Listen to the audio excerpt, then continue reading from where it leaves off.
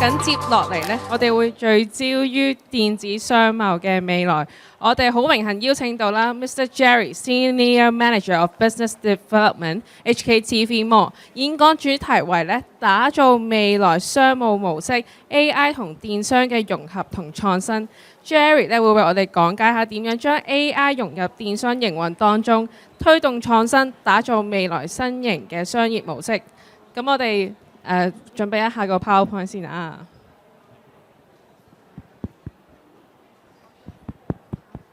Hello，OK。好，咁我哋就將個台交俾阿 Jerry 啦，唔該晒。呢個上下定好，唔該。Hello，大家好。首先多謝 Go Virtual 邀請我過嚟同大家逐個分享啦，因為好老實講，大家講 AI 咧，未必會聯想到 HKTV Mall 嘅，因為可能有部分朋友會知道 HKTV Mall 係乜嘢啦，但我相信有部分朋友咧其實唔知 HKTV Mall 係乜嘢嚟嘅。咁所以一陣間嘅 presentation 咧，我亦都會高呼少少關於 HKTV Mall 嘅而家香港發展啦，同埋面臨緊嘅一啲挑戰同埋機遇嘅。咁先講下香港 market 係點先。咁我相信如果大家喺香港生活嘅，都感覺到呢一年呢，其實成個市場咧有好多唔同嘅變化，好多唔同嘅衝擊。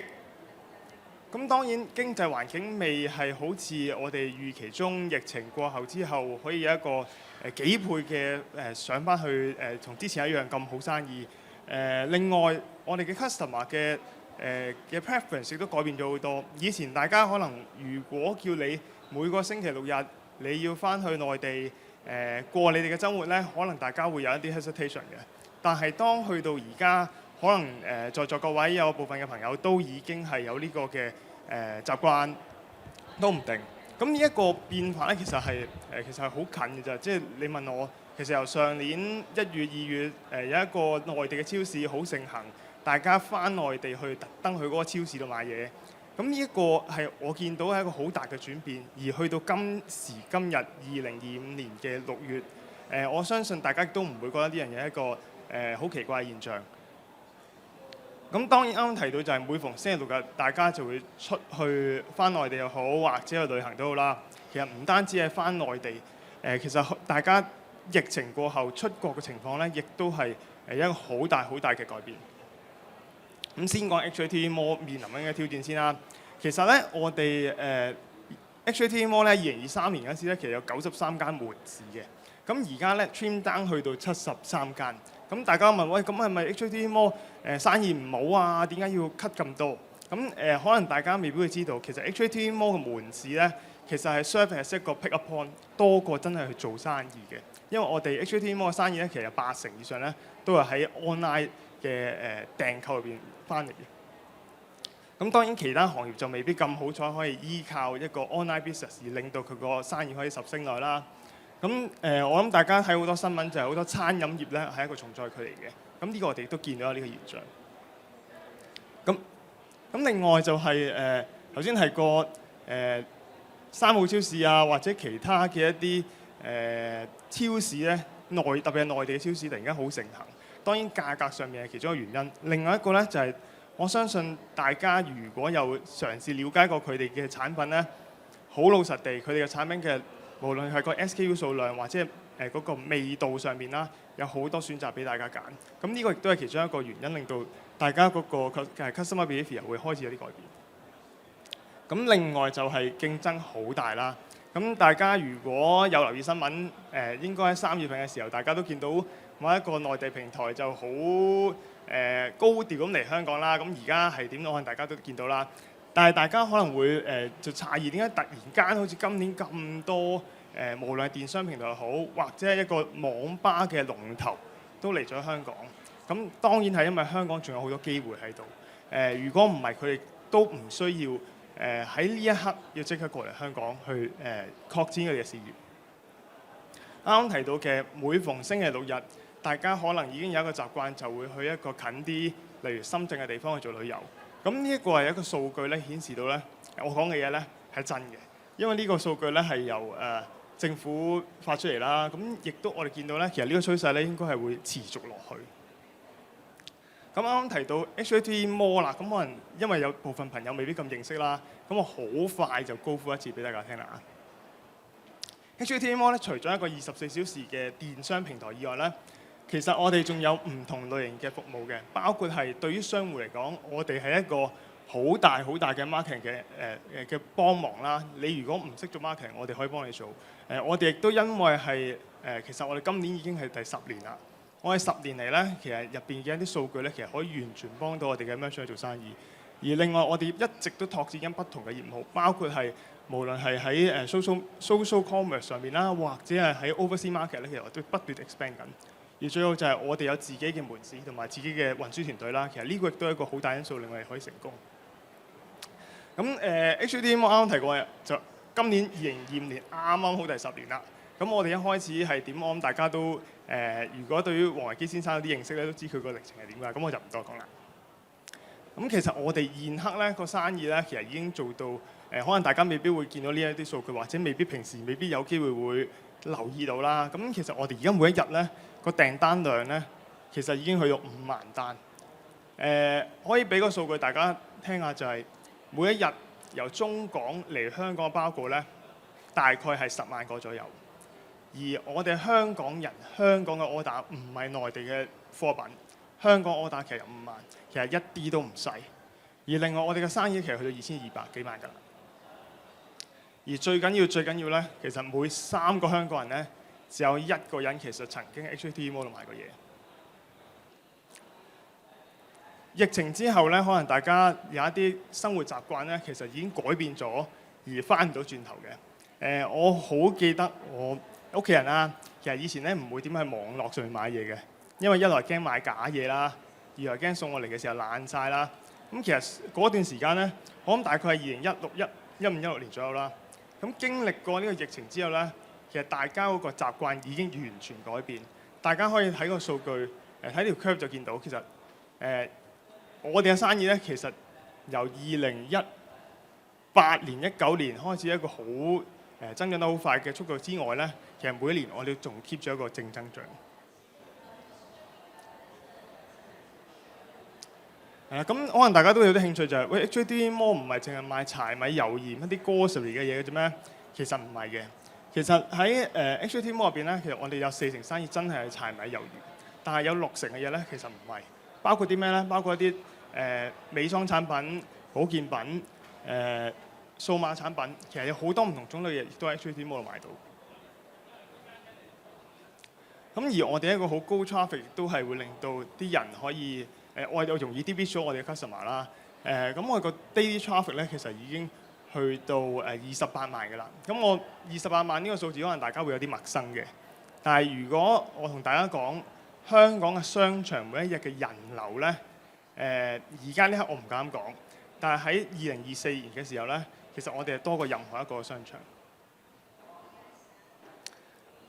年齡層上面啦，咁其實我哋嘅客群咧，其實係包羅萬有嘅，由18歲去到55歲以上咧都有。咁呢個係一個其中一個原因，就係因為我哋個平台上面賣嘅嘢咧，唔單一只係一個 product，而係乜嘢都有。咁頭先提過去到外國啦，咁其實我哋由2023年開始咧，其實已經開始做一個去海外嘅拓展啦。咁包括係澳門、英國、加拿大、澳洲等等。咁點解我哋要咁樣拓展出去咧？因為我哋知道香港人其實有部分嘅朋友仔移咗民，咁而佢哋其實對於香港嘅產品都有一定需求，所以我哋就會拓展呢個業務去到呢一啲國家入邊。咁講咗咁耐 HKTV Mall 嘅嘢啦，咁啊翻入正題啦。咁啱啱提到喂 HKTV Mall 同呢個 AI 有啲咩拉楞啊？咁其實咧，你問我咧，我哋 HKTV Mall 其實唔單止係對end customer， 即係對顧客嘅，其實我哋更大部分係對住一啲商戶。咁當然今日未必會分享得太多對於商戶嘅 AI 嘅部分，因為有一啲未出街嘅，咁所以就唔方便講太多。咁可能一陣間會講多少少咧。就係關於我哋對客上邊可以點樣用多啲 AI。咁首先呢一 part 就唔係 AI 嚟嘅，只不過我哋 system 入邊咧為咗我哋顧客做咗一啲方便啲佢哋做一啲比較嘅嘢，而令到咧大家會清楚自己買嘅嘢咧究竟係咪一個比較優惠嘅價格，或者嗰件貨品好平喎，有冇啲咩橋咧喺入邊咧，即係有冇啲咩古惑喺入邊咧？咁其實咧我哋有好多唔同嘅位置啦，可以做到呢件事嘅。咁另外就係大家頭先提到大家最緊張嘅，當然係價格啦，大家都唔想買到件嘢係一個好貴或者高於市價。咁其實我哋會有一個位置咧，其實可以俾人撳到落去，睇到120日嘅價格，你就會知道究竟我呢一刻買咧係咪值得，定係原來喂唔係喎，我等多1個月或者2個星期就會好平㗎咯喎，咁你就可以做一個咁嘅 adjustment 啦。咁另外就係我哋其實用好多數據去分析，令到我哋嘅商戶做一啲準確啲嘅決定。咁好現實地喺 HKTV Mall 上面，如果大家而家開個 app， 應該今日係200幾萬件貨喺入邊。200幾萬件貨，冇一個人可能可以逐件睇清楚佢究竟好賣唔好賣，吸唔吸引，個樣靚唔靚。如果你係個商戶，你可能會嘥呢一啲時間。但係如果唔係嘅話，其實你好難可以用肉眼去做一啲分析。我哋其實有一個 Merchant Dashboard 咧，其實可以令到我哋商戶可以容易啲嘅分析。咁雖然呢一刻我哋仲未有 AI 去幫手幫一啲商戶去做一啲分析，不過呢一啲數據，我相信對於商戶嚟講係一個好值得佢哋參考嘅嘢嚟。咁另外就係除咗一啲數據上面分析啦，其實我諗大家會最有興趣就係如果係商戶嘅話，邊一啲人嚟買過我嘅嘢，邊一啲客群係原來喺 HKTV Mall 度會做呢個選購，同我平時可能我喺自己有一個網店或者係自己有門市嘅時候，究竟有啲咩唔同？呢一啲都喺數據入邊睇到好多。咁另外其實有啲 AI 上面少少嘢對 end customer 啦，就係我哋其實一直做緊一樣嘢，就係估下你哋究竟會中意啲乜。咁我相信如果有購買過 HKTV Mall 嘅人咧，其實會有時會見到，喂，點解有啲嘢pop 出嚟一件產品，可能個價格好低，或者原來嗰件嘢咧你曾經睇過。其實我哋係用過一啲數據分析去知道、去估計你喺某一啲時間你其實需要啲乜，從而你可以做啲容易啲嘅選購，例如加購啦，例如係你買完張單之後，我都繼續可以免運費買埋嗰件產品送埋你屋企啦。呢一啲咧，其實我哋運用咗好多唔同嘅方法去得到呢啲資訊。咁另外就係 AI communication tool。咁我諗呢一個咧係同今日嘅 topic 比較關事嘅，因為我相信大家都我諗大家都有試過喺內地嘅一啲平台度買過嘢啦。咁內地嘅平台最出色，我自己覺得咧，就係佢哋嘅小編咧，即係佢哋個客服覆得好快，快到一個地步咧，你覺得嗰個唔係真人嚟嘅，因為佢啲答案咧好多時都係一式一樣啊。你問佢咩，佢都係答你嗰句。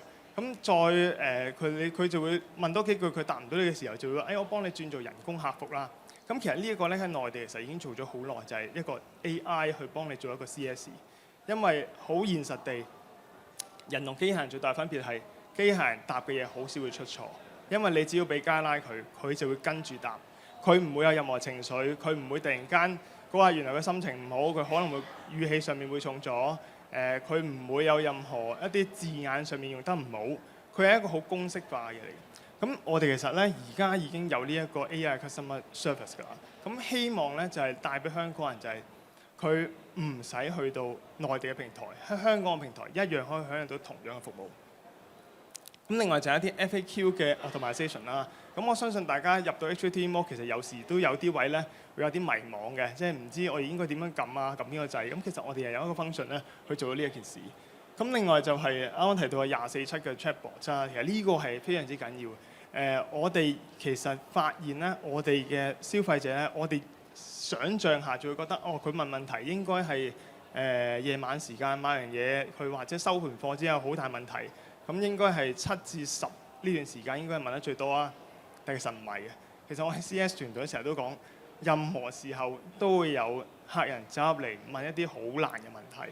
咁呢個24/7嘅 chat box 其實就可以令到我 CS 時間壓力會細啲啦。二來咧，其實我哋亦都可以根據住我哋知道邊一段係 peak hour 嘅時候，安排翻我哋 CS 同事去翻相應嘅時間去上班。因為好現實地 ，AI 雖然幫到我哋答大部分嘅問題，但係有一啲棘手啲嘅問題咧，其實都要一個真人客服去幫手。好啦，咁呢個咧其實係關於我哋 HKTV Mall 嘅一個 logistic 同埋 warehouse 啦。咁其實呢個咧中間都有少少踢嘢可以分享下嘅。咁其實我哋咧其實喺 HKTV Mall 喺香港其實有5個倉庫㗎啦。今年開埋上水嗰一個。咁我哋最引以為傲咧就係全隊車隊咧，即係全隊送貨嘅團隊都係由我哋自己去負責嘅。所以你哋如果有買 HKTV Mall 嘅嘢，見到送貨上嚟嗰個哥哥仔着住件好靚嘅制服，精精神神，其實嗰啲全部都係我哋嘅員工嚟嘅。咁我哋而家咧其實大約有450個貨車啦。咁其實門市咧頭先提過70幾間。咁呢一啲都係想我哋嘅消費者由買嘢嗰刻到佢收貨嗰一刻都有最好嘅服務。我哋唔希望如果大家有去過其他平台買嘢，通常最唔開心嘅就係收貨嗰一刻嘅。因為一來可能個送貨哥哥仔未必咁有交代啦，可能又唔知係幾時嚟啦。二來咧，其實嗰件貨送嚟嘅時候係咪完好咧，其實都係好緊要。咁我哋自己有自己車隊、自己服務咧，我哋就會有呢個服務上面嘅水準嘅保證。另外我哋倉庫咧，其實我哋最大嘅倉庫喺屯門啦，嗰個係一個轉運倉嚟嘅。咁其實我哋商戶咧每一日有 order 嘅時候咧，就會送到呢一個倉庫。咁而我哋亦都有一啲系統，讓我哋可以每日處理到5萬單訂單。其實最盡咧，其實可以去到10萬單。咁呢啲就係一啲AGV 嘅 system 啦。其實呢啲我諗好多倉庫都有用緊嘅。咁另外呢架車咧，我都想介紹一下嘅。我知道有少少 overrun，但係我都希望介紹下自己架車嘅。呢架車咧係一架3溫車。咩叫3溫車咧？其實呢架車咧係有3種唔同溫度。如果大家對於物流上面有啲認知咧，其實如果而家你出街叫人幫你送貨咧，佢一定問你：喂，你係常溫啦，你係急凍啦，定係乜嘢㗎？咁咧其實如果你要運幾種貨品咧，其實通常要出幾架車。咁其實呢架3溫車咧係由我哋 HKTV 開始喺香港度用呢一架車啦。其實幫我哋咧其實節省咗好多唔同嘅，無論人力又好，或者係對於燃料上面嘅使用，都其實用少咗好多。咁另外其實我哋 HKTV 咧，其實喺2023年咧，都有自家嘅 3PL 服務，即係 Third Party Logistics 啦。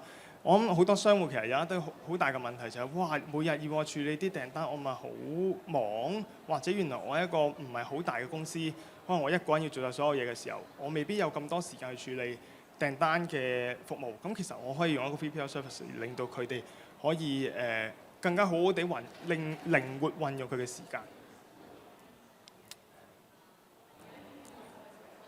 咁講到 HKTV Mall 嘅未來發展啦，其實我哋咧啱啱提到今年香港市民有好大嘅消費上面嘅改變，我哋其實亦都睇到呢一樣嘢嘅。